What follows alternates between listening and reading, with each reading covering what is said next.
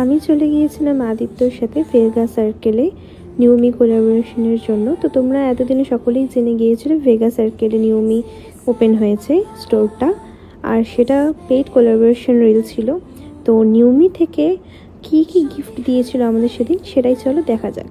তো ফার্স্টে এই বক্সটা ওপেন করা যাক। তো এই বক্সের মধ্যে ছিল নেলস, যেটা আমি অবশ্যই ট্রাই করব, এত কিউট ছিল। আর তারপর এর মধ্যে ছিল নিউমির ছোট ছোট স্টিকারগুলো, এত কিউট ছিল। এই ছোট ছোট গিফটগুলো ভীষণ পছন্দ হয়। আর তারপর এত সুন্দর তারা একটা পেন্ডেন্ট দিয়েছিল।